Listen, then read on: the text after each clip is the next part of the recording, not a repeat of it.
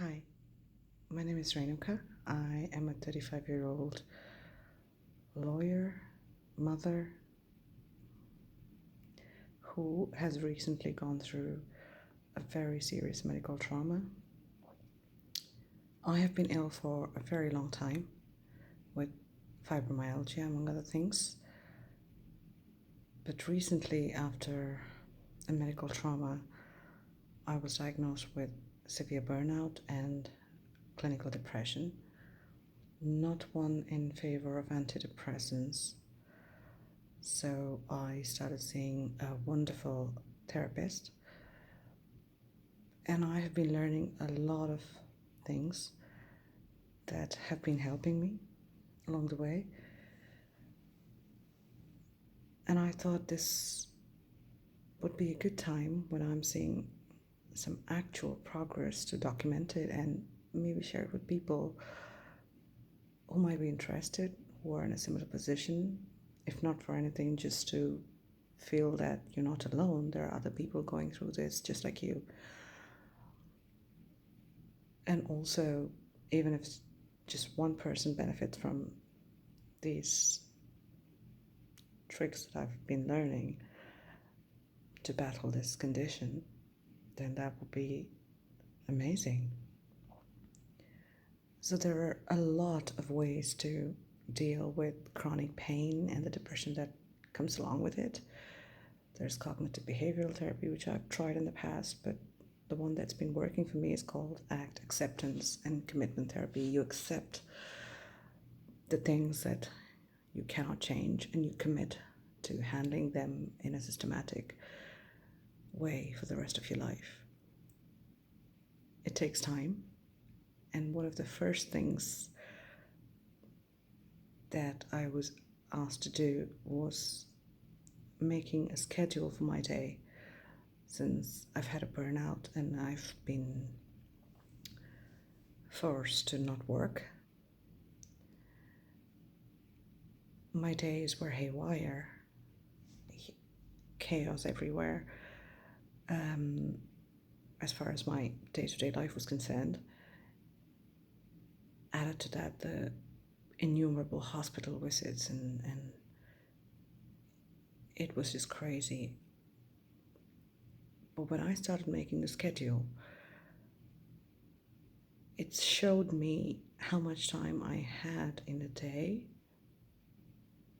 how I was using it, and which parts were making me tired and depressed. So I hated it at first because it showed me that I was failing, that I prepared a schedule that I could never keep to. Now, the way that you're asked to keep the schedule is either one way or the other. One is you're asked to make a schedule the previous day and stick to it, or you're asked to jot your schedule down at the end of the day to see how you fared. But what I have learned is that it might be better to combine the two. So when I make a schedule, I'm going to show it to you in a while, I write down what I have to do for the next day. I break it in hourly times, and I do this every evening, not too close to bedtime, because if you're an insomniac, which probably are, if you have depression, among other things, then it might throw you off your game and affect your sleep. So I kind of do it a few hours before bedtime, just before dinner, because then you do it.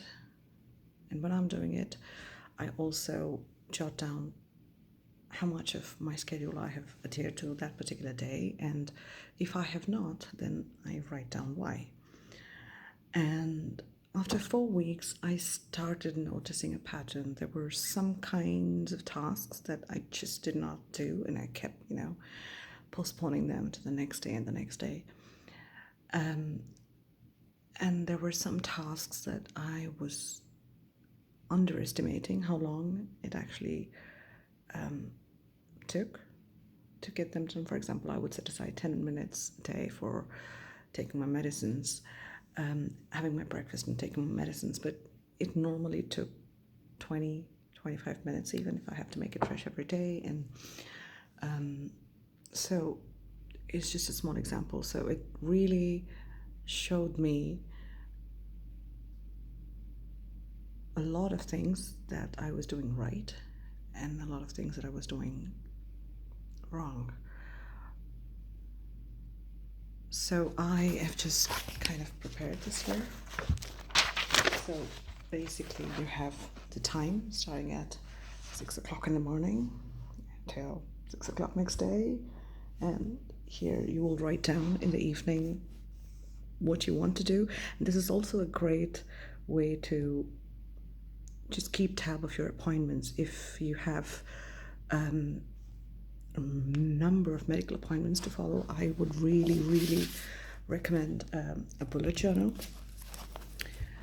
And I normally refer to my bullet journal when I'm preparing my tasks for the next day to see what appointments I have. Then I put them in first, and then I put the other things around them, the time I'm going to go for a walk or the time I'm going to cook. Some days, if I have appointments in the evening, then I cook in the morning. If my appointments are in the morning, then I would cook in the evening. But the one thing I don't change are the things that I do in my morning. I have a fixed schedule that helps me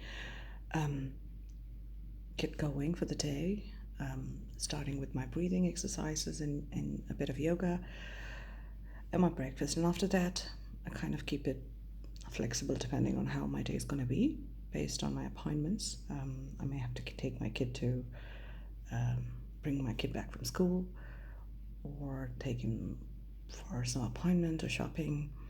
So a lot of things. So whatever is mandatory for the next day, I put that in, and I put my morning schedule and I work my day around it.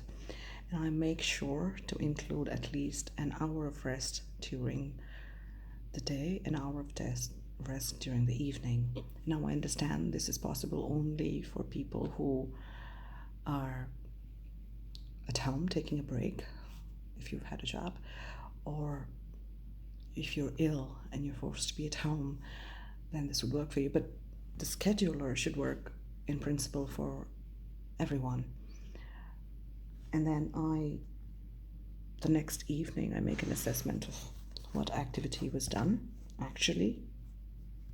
And then I write down the reasons for deviation, why the change happened. Sometimes it's not in your hand. You may have coffee with a friend, it may have been cancelled. Sometimes I would cancel it because, I would have a flare-up, and then I write that down. And then I also write down my pain level or my mood. If it comes to me at that point, or if it's relevant, I don't go walk around carrying this book. I just make an assessment at the end of the day. If it was really bad, I would remember it. If it was really good, I would remember that as well. And if you do it more and more and more, you become more conscious, you become more mindful.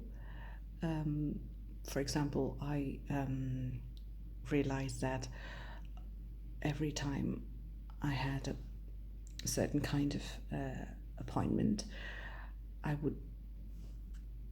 was writing down, pain in jaws.